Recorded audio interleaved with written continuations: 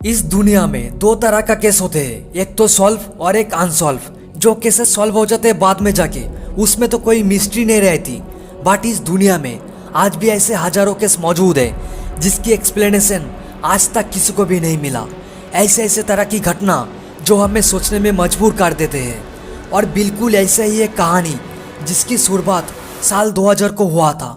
इस साल नवंबर के समय एक इंटरनेट डिस्कशन फोरम जहाँ पर लोग एक दूसरे से बात करते हैं, वह एक नया यूज़र, एक नया मेंबर ज्वाइंट हुआ और उसके अकाउंट के नाम था जॉन टाइटर। और उसने एक ऐसा पोस्ट किया जिसे देखकर सभी का होश उड़ गया, सब सोच में पड़ गया। और उन्होंने किया पोस्ट करा, उसकी कॉपी ये देखो।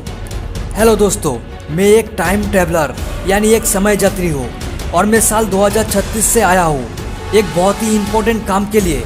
मैं पास्ट में साल 1975 में गया था एक IBM 5100 कंप्यूटर लेने, क्योंकि साल 2036 में हमारे टीम को उसकी ज़रूरत थी। और 1975 से 2036 वापस जाते समय मैं बीच में साल 2000 में रुक गया हूँ, क्योंकि मुझे देखना था कि पास्ट कैसा था और Y2K नाम के कंप्यूटर प्रॉब्लम को भी मुझे देखना था। और जॉन टाइटर का कहना था कि वो एक आर्मी है साल 2036 में और उनके दादाजी IBM कंपनी में जॉब करते थे और इसीलिए उसकी कॉन्टैक्ट, उसकी जान पहचान IBM में थी। और IBM कंप्यूटर एक ऐसा चीज़ थी जो उसकी भविष्य की कंप्यूटर प्रॉब्लम को सॉल्व कर सकती थी। और इसीलिए वो टाइम मशीन की मदद से वापस आया था 1975 में। और उनका इस पोस्ट ने पूरी इंटरनेट की दुनिया को हिला के रख दिया था, लोगों की नींद उड़ गया था। लेकिन कई लोग तो ये मानते थे कि ये कोई फेक प्रोफाइल वाला इंसान है जो सिर्फ पब्लिसिटी और फेमस होने के लिए सब कुछ कर रहा है।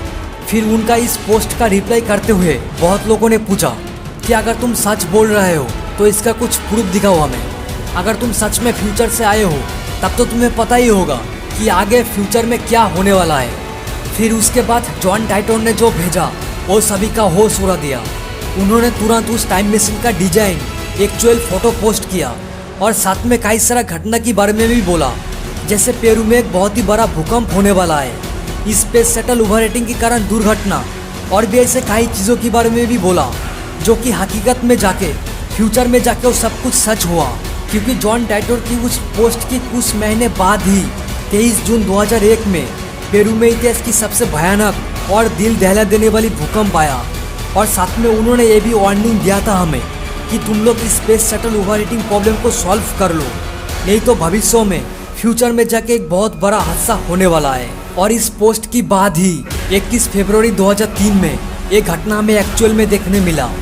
कोलंबिया स्पेस एयरक्राफ्ट इसी दिन दुर्घटनाग्रस्त हुआ, एक बहुत बड़ा हादसा हुआ। और जॉन टाइटर ने और भी अलग अलग बातों को बताया था, जिनमें से कुछ सच निकला और कुछ झूठ साबित हुआ। पर अगर आप उसे डीपली देखोगे ना, तो किसी इंसान की भविष्यवाणी इतने सटीक कैसे हो सकता है और वो भविष्य के बारे में इतना कुछ कैसे जान सकता है। और आप चाहो तो इसे इंटरनेट पे भी देख सकते हो। और जॉन टाइटर के ऊपर तो एक किताब भी लिखा गया जिसकी नाम John Titor a time traveller still.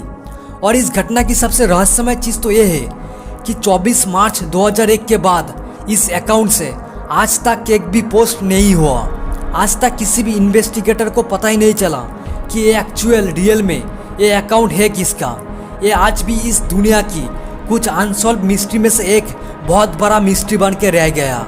और इस दुनिया में ऐसे हजारों अनसॉल्व केसेस मौजूद है जो हमें जानना ज़रूरी है।